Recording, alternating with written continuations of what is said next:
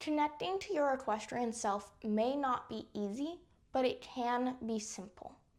I'm an equestrian life coach, and I help guide equestrians to connection with their self so that then they can apply this connection and these ideas to building the relationship they have with their horse.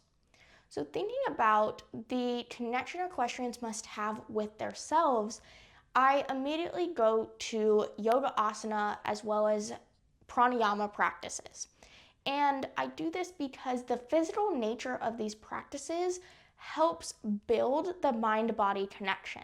It helps build awareness and intuitiveness that I think a lot of equestrians might lack because they are so focused on the relationship they have with their horse or on their horse solely. And I don't think this is a bad thing, but I think this leaves a gap in the success that equestrians can find, because without being able to tune into themselves and being able to have the awareness of what's coming up for them and how their body feels, that will keep them from achieving their goals, achieving their desires, their dreams as an equestrian. So yoga asana, or the physical practice of yoga, creates this meditative state in the body that allows you access to your inner thoughts. And I think this is why yoga asana is so powerful. And yoga, at its very definition, means the connection or union between mind and body. So these physical practices allow people to tap into what's normal for them. It's harder for people to just sit down and meditate. But if you're moving in a guided way that has the expectation to connect you to your mind and body, you'll be guided into this meditative state that you might otherwise not be able to achieve. Yoga asana provides this touchstone to self-awareness in that way. So beyond the yoga asana practice, and there are YouTube videos, I have YouTube videos up. I include yoga asana in all of my workshops because I think it's so fundamental for teaching riders how to come in tune with themselves rather than trying to connect their mind and body to their horse's mind and body. There is also the yoga practice of pranayama practices or breath practices. And I like to use pranayama practices because I think once you know what that mind-body connection feels like, you can achieve that connection through a pranayama practice when maybe you don't have the time or energy for a yoga asana practice. And so utilizing a pranayama practice, even if it's just intentional deep breathing, can allow you to get into that same headspace. I also believe that pranayama practices can be used by equestrians to check in with themselves and ground themselves before doing anything with their horse.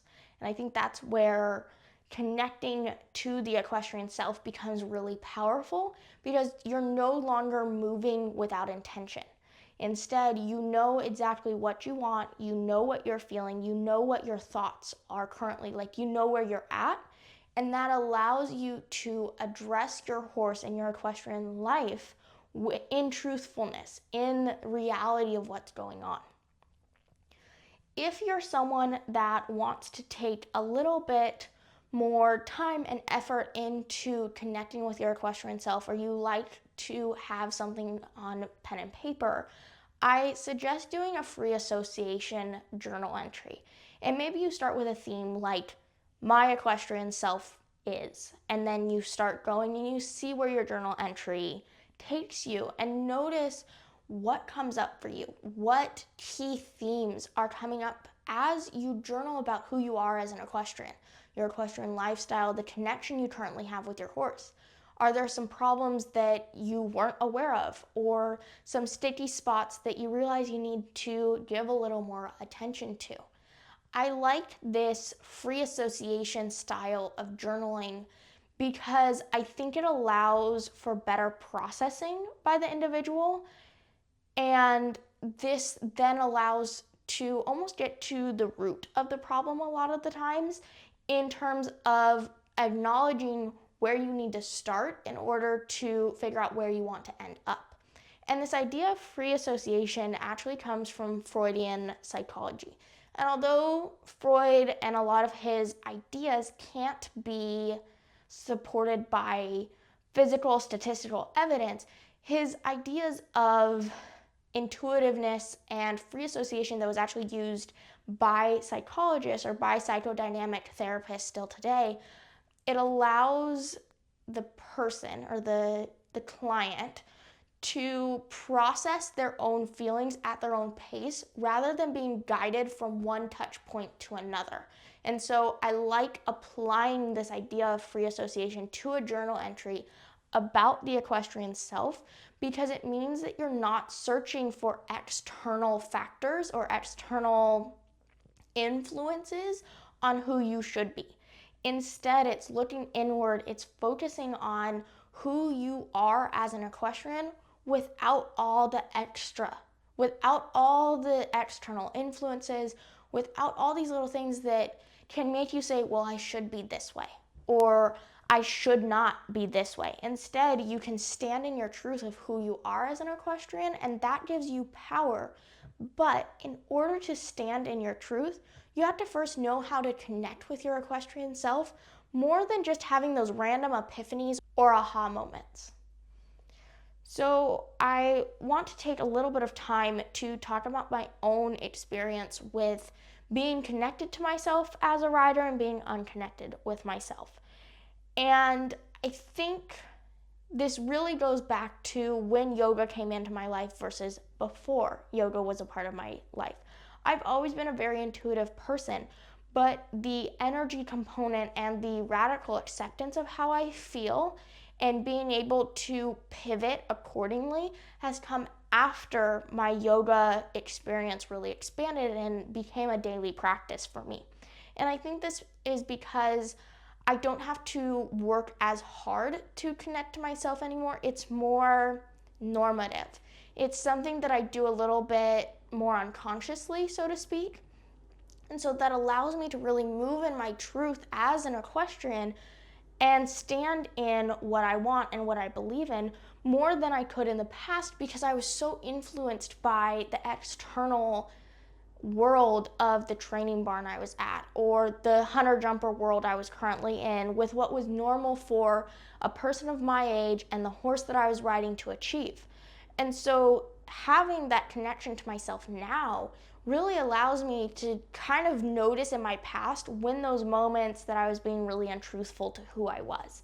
And I'm able to acknowledge that, oh, I was out of alignment here, but I didn't know it.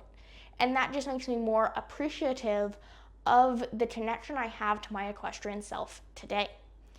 And in a more nuanced way, the less I am connected to myself, or the less often that I check in with myself, the more I have a difficulty connecting to my horse. And I think this is actually a really interesting conundrum to have, because the connection you have with another person, you would think it shouldn't be contingent on the connection you have with yourself. And this applies to our horses as well. But when you lack awareness of yourself, the reality or the veil of reality that you see the world through changes. And that's why the connection you have with your horse is more difficult when you are unaware of how you truly feel. And sometimes we can go months, even years, without fully realizing that we're acting out of alignment or we're masking what's going on. But our horses will always pick up on that. They are such energetic creatures that they will know when we aren't showing up in alignment with how we truly feel, because they are looking to stay safe. They're prey animals.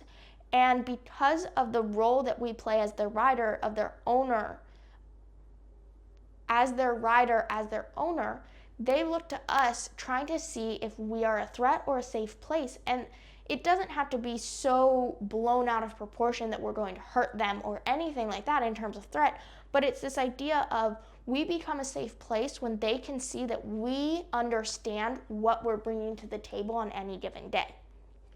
So if you truly want your connection with your horse to grow, you need to start with you. You need to start with the connection you have with yourself and make sure that the equestrian you're showing up as is truly the equestrian you want to be.